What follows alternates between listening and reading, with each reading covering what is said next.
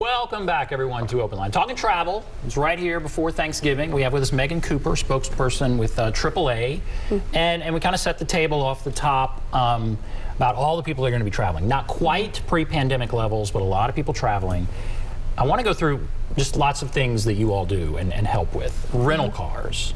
So you have, if you're going to get a rental car, some things you should do, some things you shouldn't. What do you recommend if you're looking at a rental car? So if you're looking at a rental car, definitely book early.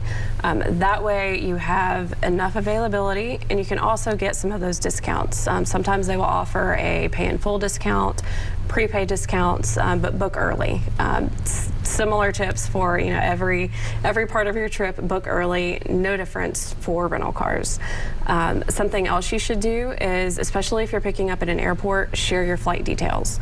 So make sure that you have the airline when you should arrive there, and that is helpful because the more information that they have, the better they can help you if your flight is delayed or canceled. So they have as much information that they have on you, so if your flight is delayed, they can help work with that reservation a little bit better if they have that information on the front end. Don't just drive off when you get in that rental car. We've all, if you've picked up more than one rental car, they are all very different. It takes several minutes to connect your phone to Bluetooth. So make sure that you familiarize yourself with that vehicle before you leave. So set up the Bluetooth, make sure you have your mirrors and your seat set how you want them, and set all of that before you get out and drive. And make sure you know where you're going. So have your maps up, have where you need to be before you leave that parking garage. And then maybe consider non-airport locations, especially around the holidays. They can get very busy. Availability could be very limited. And this may not work for every traveler, but look ahead and see if there are any branch locations that are close enough to where you're going. And maybe they could have cheaper reservations than that of the airport. They may have more options than the airport. And if you ask, they may be able to pick you up from the airport. So you can avoid all of the hassle of standing in line with all of the other people that are trying to get a rental car. Okay, a couple of things there. All right, you talk about availability. I've heard, is there a shortage of rental cars? Is that a national thing? So there has been. It's gotten a little bit better, but again, it's the holidays, so a lot of people are traveling. So even if you have planned your vehicle in advance and said, I want this specific vehicle, they may not have it when you get there, or there may be only one or two cars in the class of cars that you booked. So there's not so much a shortage of will you get a car, will you not get a car. It's more of are you going to get what you expect to get when you pick up that rental car. And you said give your info, your flight info, to the rental car. If you get there late, and the most obvious reason for that might be your flight is delayed or whatever, flight problems. If you get there late, can they give away your car? And does that happen? That I don't know, but it's better for them to know that your flight is delayed than for them to think that you're not showing up. Because in that case, they have no idea where you are. I'm sure that they're checking those flight itineraries to know, we had 10 people that were supposed to show up at a certain time. They didn't show up. Where are they? So your best bet is to put that flight info in there so they can help you, and not assume that you're just not showing up or decided not to pick up that vehicle. What about Rideshare, like Lyft and Uber, those apps, and going over very, very long distances?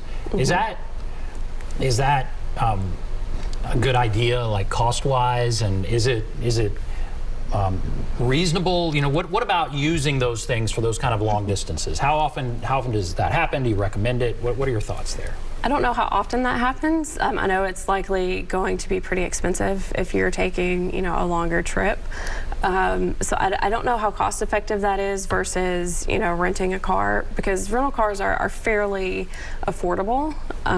With rideshares, taxis, Lyft, Uber, a lot of people use those for short distances. I personally haven't taken a longer trip in an Uber or a Lyft, but the great thing about those apps is it tells you what you're going to pay before you take that trip. So that might be another option. It may not be a great option, but at least you know on the front end what it's going to cost to get you where you're going. Are there other apps that you can, get from point A to point B? Are there other things people should look at and consider? Taxis, that's not part of this. But what about, are there other apps that you're aware of?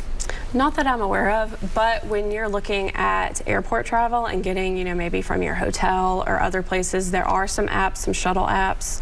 There are a few of them, and there are, take a look at your hotel too, because the hotels a lot of times have within a certain mile radius where they will pick up people that are staying at the hotel and take them places.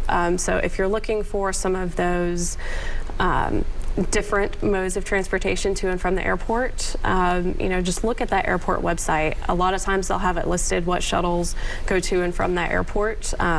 You may not always have to take a taxi. You could take something else to get where you're going. And back to the hotel shuttles, a lot of times those are provided for free to people that are staying there. When you start talking about hotels, that's another thing. The prices are really high. And now they've had a terrible time in COVID where they made no money. Now everyone wants to travel, it seems like, and prices are very high. Is that what you're seeing? Are prices maybe coming down? Or what are you seeing as far as hotel prices nationwide? Yeah, so they're pretty high. And of course, we're seeing a lot of demand for them right now. A lot of people are traveling. But again, even though those prices are high, there are ways to save money. So pretty much every hotel chain has a rewards program or a membership program. Definitely take advantage of that when you're booking. Sometimes booking direct can get you a cheaper price. Even with your AAA membership, we offer discounts on hotels and accommodations as well. So again, just plan ahead. Those hotels are expensive, but there are ways to save money. Do you see it getting better?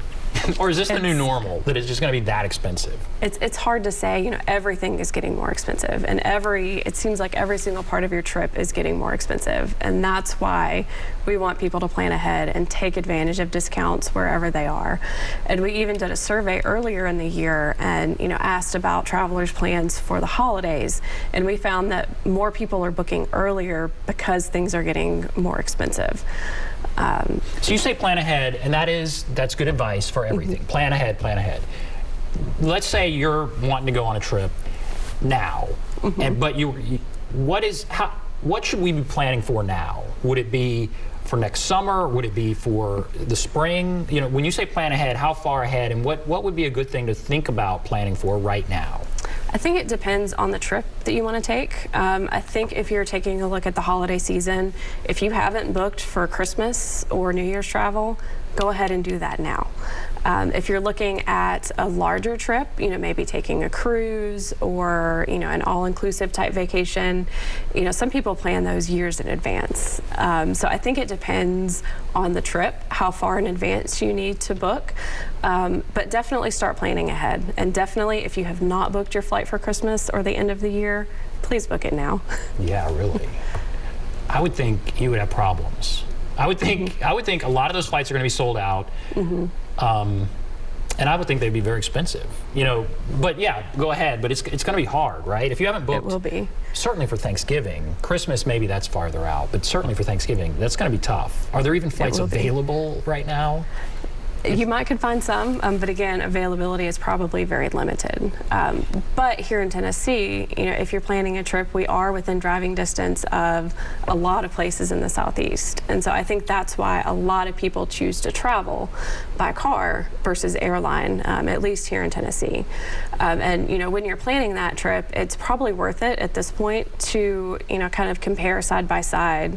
If I fly, how much will it cost? If I drive, how much will it cost? Kind of taking into consideration, where those drivable places are for your family vacations. And those are the two big ones, fly, drive. Are there other options? We don't have a lot of train travel around here. You could drive to Memphis and get on a train. There Amtrak. I mean, there are, there's that. Buses. What are there other options besides, the main big options besides drive, fly? There are, of course, buses, trains, cruises.